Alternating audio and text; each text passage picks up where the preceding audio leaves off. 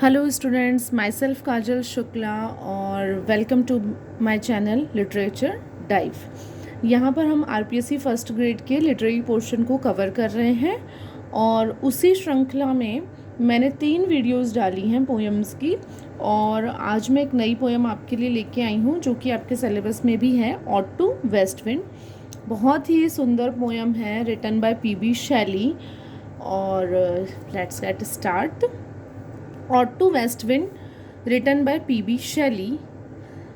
इनका बर्थ हुआ था 4 अगस्त 1792 में। इनकी डेथ हुई थी 8 जुलाई 1822 में। मेजर इंग्लिश रोमांटिक पोइट थे ये। रिलेटेड स्कूल इनका रोमांटिसिज्म है। शैली इज़ द, अब देखिए, मैंने आपसे पहले भी वो पोएम्स जब मैंने पढ़ाई थी तब भी मैंने ये कहा था कि जब भी आप कोई पोएम पढ़ रहे हैं तो you have a background study, कि आपको पता होना चाहिए कि पोएम का बैकग्राउंड क्या है, पोइट का माइंडसेट क्या है, किस तरह की पोएम लिखता है हमारा कवि। तो कुछ कीवर्ड्स होंगे जो उससे रिलेटेड होंगे। वो कीवर्ड्स आपके काम कब आते हैं? मान लीजिए आपने पोएम पढ़ ली, पूरी पढ़ ली, लेकिन फिर भी एग्जामिनर ने ऐसा कोई क्वेश्चन पुटअप कर दिया कि आपको वो नहीं आ रहा है। तो अगर आपका बैकग्राउंड क्लियर है और आपके कुछ कीवर्ड्स क्लियर हैं तो आप कुछ तुक्का लगाने में एबल होते हैं। अब वो तुक्का नहीं होता, वो एक स्मार्ट स्टडी होती है जो हमारा पूरा जिस्ट होता है, हमारी पूरी मेहनत का। तो वो कीवर्ड्स हर पोएम के होते हैं। जैसे कि मैंने जो लास्ट पोएम पढ़ाई थी डांस ऑफ यूनिक्स, उसमें भी हमने बताया था कि बैरनेस है और कन्फेशनल पोएम है, कमला दास किस तरह का लिख रही थी। तो उसी तरीके से हमारे जो शैली हैं उनकी पोएम में एक रिवॉल्यूशन आपको दिखाई देगा, spirit of revolution, included quality of ideality, freedom की बात करेंगे, ऑडेसिटी की बात करेंगे, सोशल रिफॉर्म की बात करेंगे, सोशल ऑर्डर पुराने को ख़त्म करके नए को रखने की बात करेंगे। इस तरह का कुछ है। इनके जो दूसरे वर्क्स हैं उनको आप देख लीजिए। नेसेसिटी ऑफ अथिज्म, ये एक इनका डिस्प्यूटेड वर्क है जो 1811 में आया था और इसकी वजह से इन्हें ऑक्सफोर्ड यूनिवर्सिटी से एक्सपेल भी कर दिया गया था। ये आप कहीं लिख लीजिएगा, मैंने इसमें मेंशन नहीं किया है। एडोनाइज इनकी एक एलेजी है जो कि इन्होंने लिखी थी, elegy on the death of the John Keats पे इन्होंने लिखी थी। द ट्रिम्प ऑफ लाइफ, इनका ये एक अनफिनिश्ड वर्क पोएम है। और जेस्ट्रोजी इनका गॉथिक नॉवल है, फर्स्ट वर्क है, 1810 में इन्होंने लिखा था। अब देखिए स्टूडेंट्स, कई बार इसमें से, मैं ये नहीं कहती कि इसमें से प्रश्न बैठेगा, पर पूछ लेता है कभी कभी। हालांकि जो स्टैंडर्ड एग्जामिनेशंस होते हैं वो अगर पोएम मेंशन कर रहे हैं तो फिर वो पोएम के बारे में ही पूछते हैं, वो एक्स्ट्रा इधर उधर नहीं जाते। जितनी मैंने स्टडी की है पेपर्स के बारे में, मैं अपना एक्सपीरियंस आपको बता रही हूँ।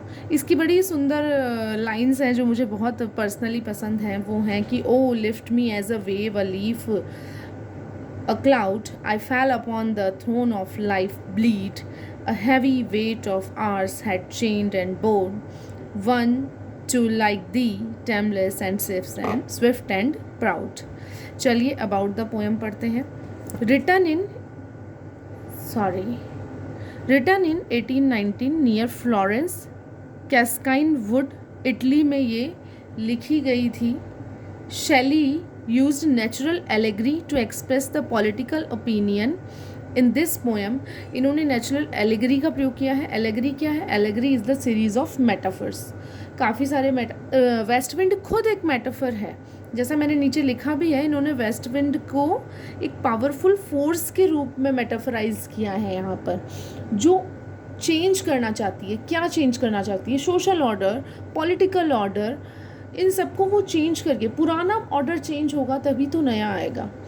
ये स्पिरिट इनमें इन्होंने यहाँ पर दिखाई है।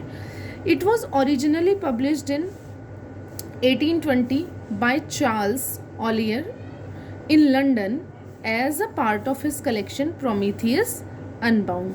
The poem allegorizes the role of the poet as the voice of change and revolution. अब देखिए ये सारे डिटेल्ड क्वेश्चन है, ये तो फैक्ट है, 1820 में आई थी, चार्ल्स ऑलियर ने पब्लिश की प्रोमेथियस अनबाउंड में। लेकिन जो आपका स्टैंडर्ड जज करना चाहेगा एग्जामिनर, वो इससे करना चाहेगा कि वो किस चीज़ को अलगराइज कर रहा है, थीम से क्वेश्चन पुट अप होते हैं, वहाँ आप कंफ्यूज होते हैं।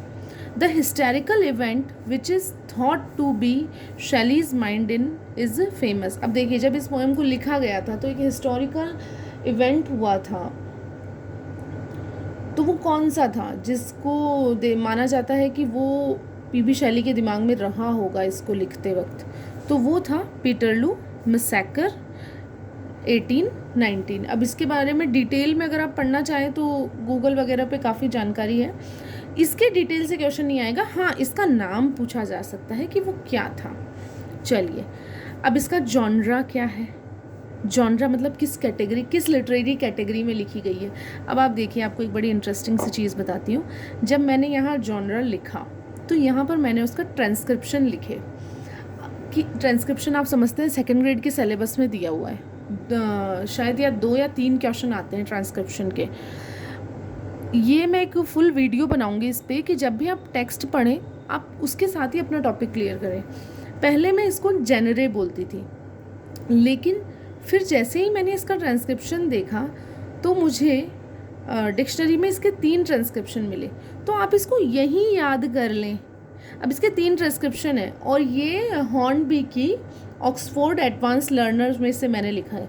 वो एक ऑथेंटिक डिक्शनरी है, उसको आप कोर्ट में भी लगा सकते हैं। तो यहाँ पढ़ते पढ़ते आपका ये चीज़ क्लियर होना चाहिए कि अरे यार इसका जॉनरा आया, इसका ट्रांसक्रिप्शन क्या है, एक बार देख लेते हैं। तो आप स्मार्ट स्टडी कीजिए, यहीं से आप सेकेंड ग्रेड का भी जो टॉपिक है उसे भी आपने क्लियर कर लिया, क्योंकि इस तरह के कंफ्यूजिंग वर्ड जो दिखने में अलग लगते हैं, बोलने में अलग लगते हैं, यही पूछे जाते हैं। Thank you. इसका जॉनरा देखते हैं। This poem is an ode. ये एक ऑड की फॉर्म में लिखा गया है। ऑड क्या है? Ode is a ancient Greek form of poem है। Ode are elaborately structured poem praising और ग्लोरीफाई एन इवेंट और इंडिविजुअल। ओड्स क्या होते हैं? एलाबोरेटली स्ट्रक्चर्ड, मतलब बहुत ही ज़्यादा बढ़ा चढ़ा के लिखे जाते हैं, जिसमें वो किसी को प्रेज कर रहे होते हैं या किसी को ग्लोरीफाई कर रहे होते हैं, जैसा कि पीबी शैली ने यहाँ पर वेस्टविंड को किया है। It reflects 2 types of ode. इसमें दोनों तरह के ऑड्स की क्वालिटीज़ दिखाई देती है। एक तो पिंडारिक ओड, दूसरा हॉरेशन ओड। पिंडारिक ओड में क्या होता है? सेलिब्रेटेड टोन होती है, किसी भी जैसे किसी भी पर्सन को आप उसको ग्लोरीफाई कर रहे हैं, सेलिब्रेट कर रहे हैं। और एक होता है होरेशन ओड, पर्सनल और कंटम्पलेटिव rather than public.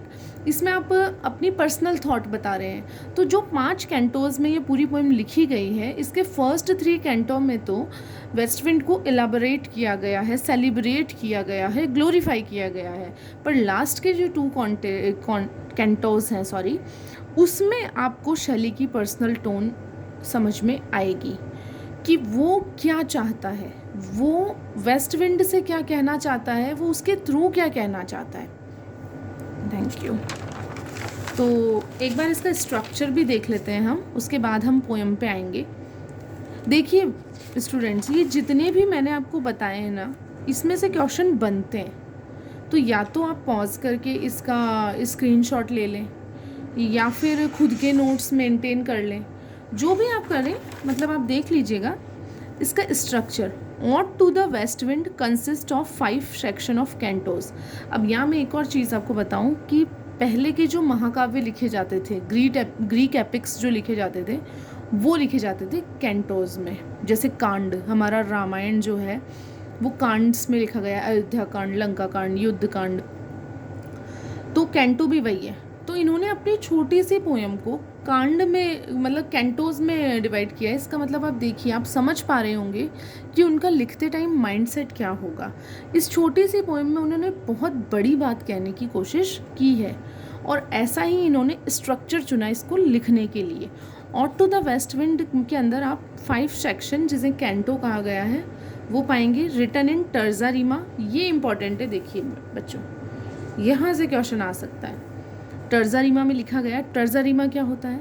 A rhyming verse form in which the poem और each poem section consist of tercet. 3 लाइनों की, 3 लाइन के सेट होते हैं और इसकी जो राइम स्कीम होती है वो ABA, BCB, CDC, sandwich method आप देख लीजिए। ABA, फिर ये B साइड में आ गया, C बीच में आ गया, BCB, CDC, DED, EE। The ode is written in iambic pentameter. Ode पूरा आयम्बिक पेंटामीटर में लिखा गया है। आयम्बिक पेंटामीटर क्या होता है? जिसमें 5 फीट होते हैं, 10 सिलेबल होते हैं। The poem ends with optimistic tone. ये ऐसा का ऐसा उठ के क्वेश्चन आ जाएगा कि पोएम का एंड कौन से टोन से हुआ है। तो आपको याद होना चाहिए कि पोएम का एंड जो हुआ है वो ऑप्टिमिस्टिक टोन में हुआ है। जैसे कि लास्ट लाइन इसकी जैसा कि हमें दर्शा देती है, if winter comes can spring be far behind. ये रेटरिक क्वेश्चन है, मैंने यहाँ लिखा नहीं है पर आप याद रखिएगा। रेटरिक क्वेश्चन वो जो अपनी बात को जोड़ देने के लिए कहा जाता है, उसका आंसर एक्सपेक्टेड नहीं होता है कि यदि सर्दी आ गई है तो क्या बसंत दूर है। Thank you. और मेरी जो इसकी दूसरी वीडियो आएगी उसमें हम इसके फिगर ऑफ स्पीचेस और ईच कैंटो को हम डिटेल में पढ़ेंगे। Thank you.